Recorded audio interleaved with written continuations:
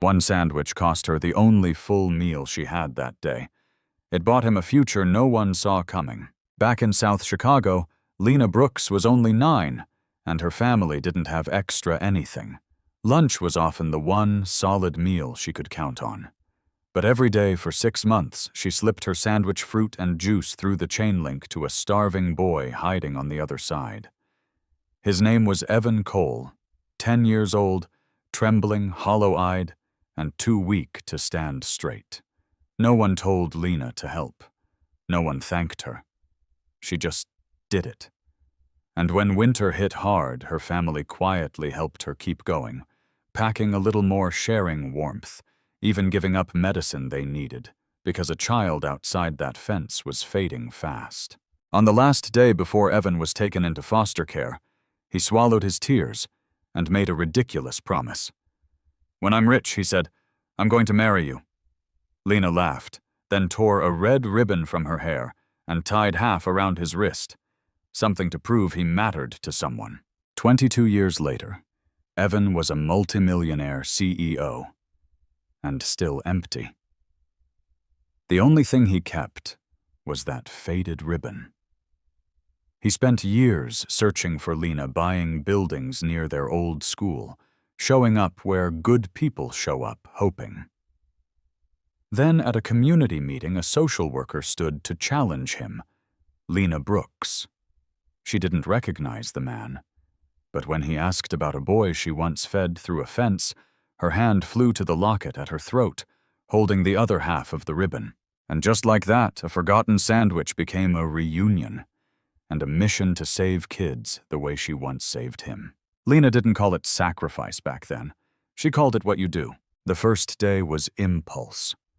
Her small hand pushing a lunch bag through cold metal because a boy's lips were cracked and bleeding. But the second day, that was a decision. Lena woke up knowing there wouldn't be enough. She still packed her lunch, still walked to that fence, and still watched Evan eat like his body was begging forgiveness. Some days he tried to hand it back, embarrassed. She'd shake her head and whisper, "Just take it." By the end of the first week, her grandmother noticed. Not with anger, with quiet understanding. The next morning, there was a little extra tucked in Lena's bag, an extra apple, a few crackers, the kind of extra that meant someone in that apartment would go without. Soon, her whole family knew. Nobody made speeches. Nobody posted about it. They just tightened their belts and worked longer hours so Lena could keep showing up. Then winter came down hard.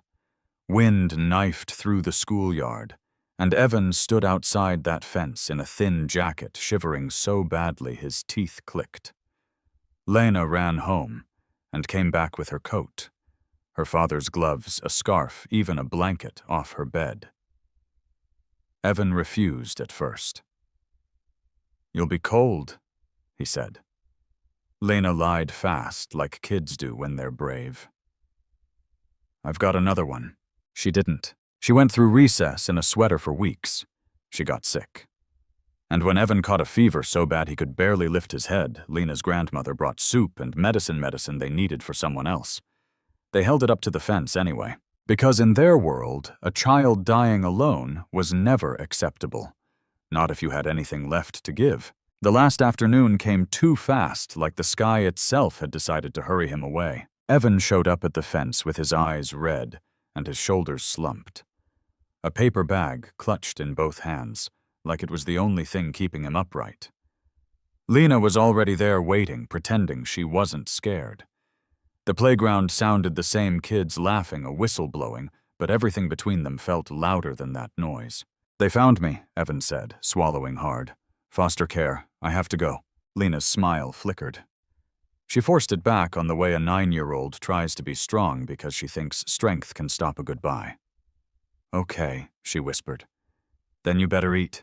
That day she brought more than usual 2 sandwiches wrapped tight, a bruised banana cookies she'd saved instead of eating a juice box crackers. Evan stared at it like it was a miracle. He didn't rush this time. He ate slower, like he wanted the moment to last. When he finished, he wiped his mouth with his sleeve and looked right at her eyes, shining.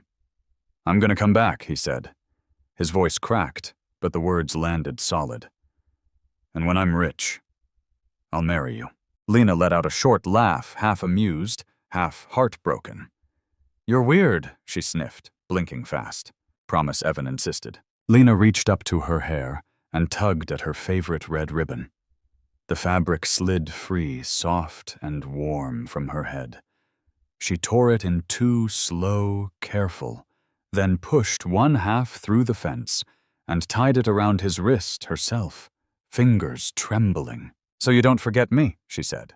Evan held the ribbon like it was a lifeline. "I won't," he whispered, and then he was gone, walking away with a red thread on his skin and a promise big enough to carry them both into the future. 22 years later, the boy with the ribbon wasn't a boy anymore, and the promise wasn't a joke. Evan Cole woke up every morning in a glass and steel penthouse overlooking Lake Michigan, the kind of place that looked like a magazine spread and felt like nobody actually lived there. The espresso machine cost more than his first car. His closet held rows of tailored suits. The deals came easy now. 8 figures, 10 figures, handshakes, applause, "Congratulations, Mr. Cole." And yet when the room went quiet, so did he. Because the only thing in that apartment that felt real sat inside a locked drawer, a small frame. A faded strip of red ribbon worn thin at the edges like time had been chewing on it for 2 decades. Evan touched the glass every morning, not like a rich man admiring a trophy, but like a kid checking a pulse.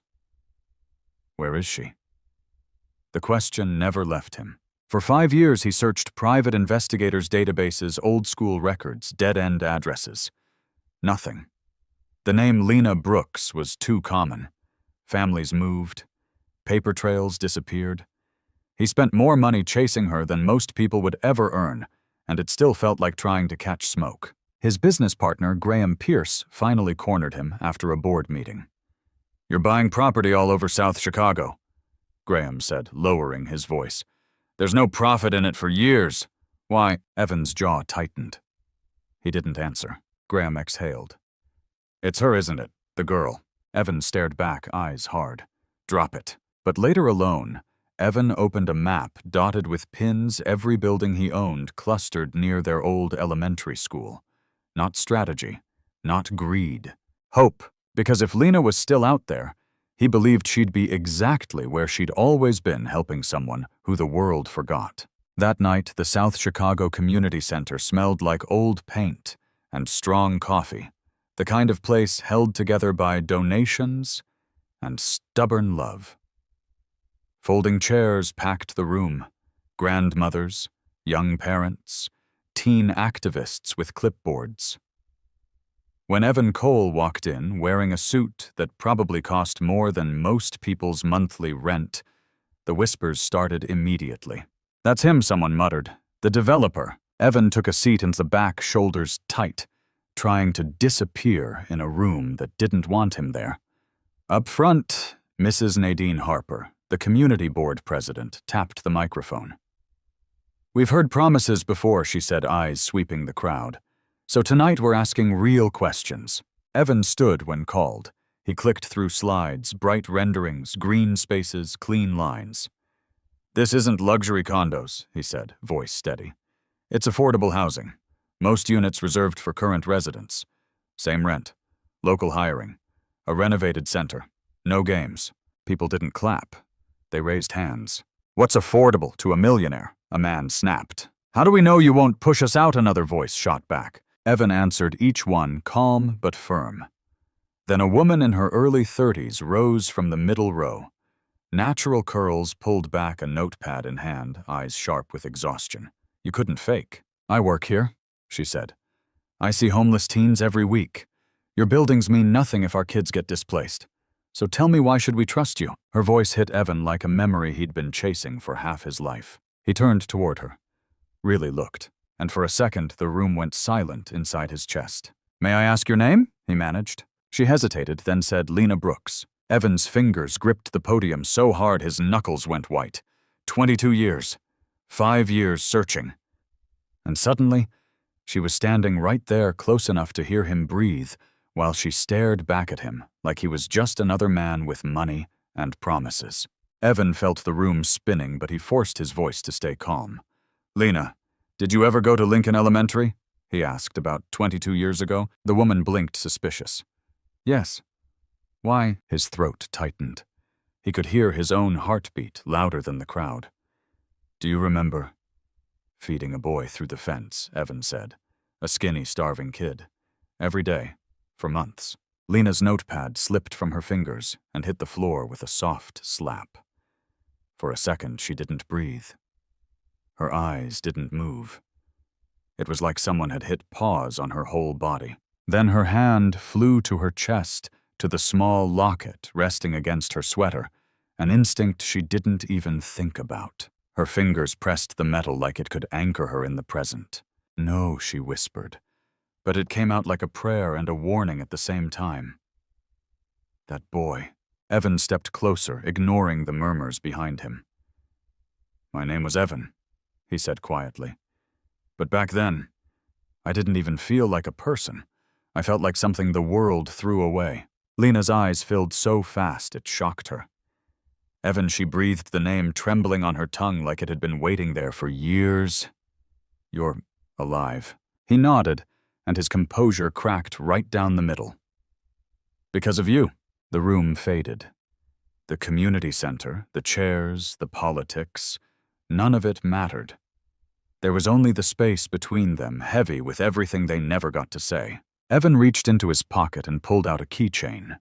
A faded strip of red ribbon, frayed but stubbornly intact. Lena's lips parted. Her hands shook as she opened her locket, revealing the other half protected like a relic. 2 pieces, 1 promise. And when they lifted them side by side, matching perfectly, after 22 years, Lena let out a sound that was half sob, half laugh, like a child finally found the thing she lost and never admitted she was still searching for. The break was supposed to be 15 minutes, but time didn't behave like normal time anymore. Nadine Harper cleared the room fast, steering curious neighbors toward the hallway. Chairs scraped. Voices buzzed. But in the small office behind the meeting hall, the world narrowed to 2 people and a closed door. Lena sat on the edge of her chair, hands still shaking.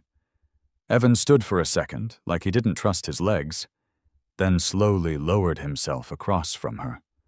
They just stared, like if either of them blinked too hard, the other might disappear. "I looked for you," Lena said first, her voice breaking on the last word. "After you stopped coming, I kept going to the fence. I thought something happened. I thought I did something wrong." Evan swallowed, eyes glossy. "I looked for you too," he said. 5 years straight. Investigators, records, everything. I couldn't find you, and the whole time—" He tapped the ribbon on his keychain with 1 finger. This was the only thing that felt true. Lena opened her locket again like she needed to make sure it was real. "I wore it every day," she whispered. "Even when life got heavy. Even when I started working here, and I'd see kids who looked like you." Evan leaned forward, elbows on his knees. "Lena, you didn't just feed me," he said, voice low and raw. "You gave me proof I mattered." Outside the door, someone laughed awkwardly, the meeting trying to restart. Inside, Lena wiped her cheeks with the heel of her hand. "So what happens now?" she asked. Evan didn't hesitate. "I'm not losing you again," he said. "Not to time, not to fear, not to anything." Lena let out a shaky breath, half terrified, half relieved. Then she murmured, "We finished that meeting. Together." When they walked back into the meeting room, the air felt different, like everyone could sense something had shifted, even if they didn't know the details. Evan didn't let go of Lena's hand. Nadine Harper raised her palm for silence, eyes narrowing like she was daring the room to turn this into gossip. "All right," she said. "We're continuing. This neighborhood isn't a stage. It's home." Evan stepped forward again, but this time he didn't open another glossy slide. He looked at the people. Really looked. The elders with tired eyes. The moms holding restless kids. The teens who'd learned not to trust adults in suits. "What you just saw," Evan said, voice steady but thick, "is why I'm here." Murmurs rippled. 22 years ago, he continued. I was homeless. I was starving. I was the kid you tell your children not to make eye contact with. His jaw tightened. Lena saved my life. Not once. Every day, for 6 months. The room went quiet in a way that made Lena's throat ache. She squeezed his hand, grounding him. Evan gestured to the plans. So when I say affordable, I mean it. 60% of these units will be held for current residents at current rent levels. Lease protections for small businesses. Local hiring with paid training. He paused. And the community center gets a full renovation. New heat, new roof, expanded services funded by my company. A man in the second row folded his arms. And how do we hold you to it? Evan nodded like he'd been waiting for that. Put it in writing. Oversight board. Community seats with real power. And if we miss a milestone, you'll have the right to freeze the project. Lena spoke up, her voice calm but sharp. And our youth foster kids, homeless teens, they don't get pushed aside. Evan turned toward her, then back to the room. They become the reason this exists, he said. I'm not here to take. I'm here to build something that keeps kids alive. The room finally emptied, but the energy didn't. It clung to the walls like heat after a storm. Lena and Evan sat across from each other in the quiet office. The kind of silence that isn't awkward, just heavy with everything they'd carried alone. Evan leaned forward first. Eyes earnest, hands open like he was trying not to scare her. Let me help you, he said. Student loans, rent, anything. Lena's face tightened. She didn't raise her voice, but her words landed hard. Stop. I don't want your money, Evan. He blinked, wounded. I'm not trying to buy you. Then don't, she said, softer now, but no less firm. I didn't feed you so you'd owe me. I did it because it was right. Evan looked down, swallowed. And for a second he was 10 again, hungry, ashamed, desperate to prove he deserved what he'd been given. I have so much now, he whispered. And I keep thinking the only way to honor you is to give it back to you. Lena leaned in. Honor me by giving back to the people who need it, she said. To the kids who look like you did. To the ones the system forgets. Evan's eyes lifted. Then show me, she added. Show me the boy I saved grew into a good man. He pulled out his phone, thumb trembling as he scrolled photos of job training classrooms, scholarship check, ceremonies, building renovations, youth mentorship nights. Lena's gaze softened, then sharpened again, as she studied each image like evidence. You've been doing this, she breathed. I've been trying, Evan said. Because of you. Lena exhaled, a tear slipping free. This, she said, tapping the screen. This is what I needed to see, not your bank account. Evan hesitated, then let the smallest smile break through. And for the record, he murmured, I still remember what I told you at that fence. Lena gave a shaky laugh, wiping her cheek. We were kids. I know, he said, voice low. But the truth is, I didn't come back just because I got rich. He held her gaze. I came back because I never stopped loving the one person who made me feel human. A year later, the wedding wasn't a headline. It was a heartbeat, just 100 people. No crystal chandeliers, no celebrity guests. They chose Lincoln Elementary because some places don't let you pretend the past didn't happen.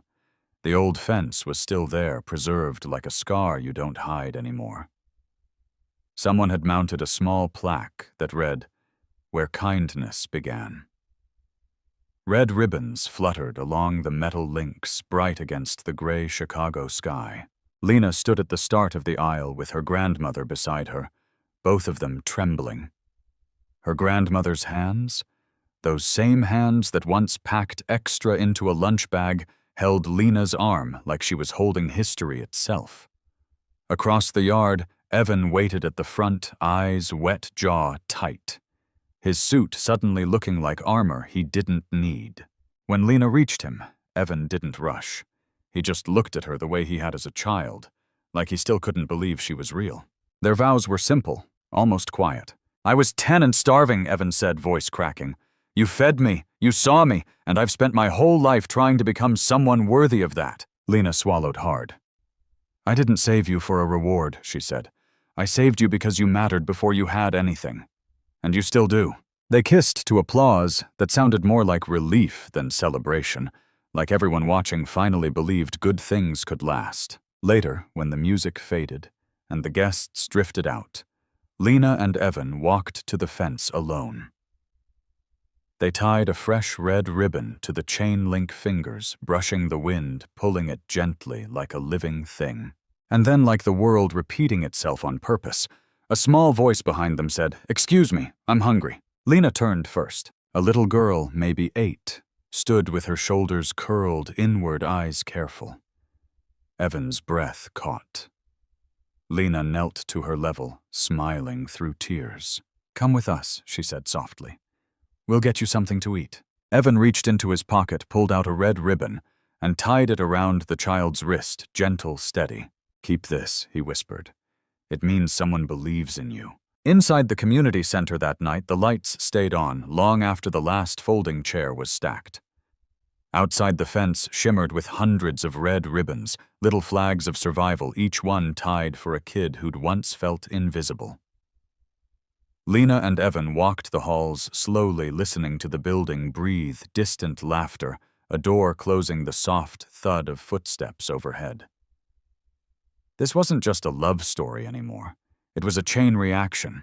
Because the truth is, Lena didn't hand Evan a sandwich. She handed him a future. And Evan didn't come back with a ring.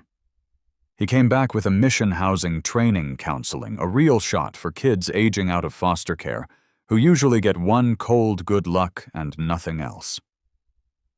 The numbers looked impressive on paper, sure. But the real miracle was quieter, a teenager sleeping in a bed instead of a car, a kid finishing school instead of disappearing, a frightened child realizing for the first time somebody is coming for me. And here's the lesson that sticks, especially if you've lived long enough to know how hard life can get. Kindness isn't a transaction. It's a seed. You may never see what grows from it, but it grows anyway. So, if this story touched something in you, I want to hear it. Have you ever been someone's red ribbon? Or did someone's small act save you when you needed it most? Tell me in the comments your story might be the hope someone else is searching for. And before you go, like this video, subscribe, and share where you're watching from. If you believe small acts still matter, this channel is for you.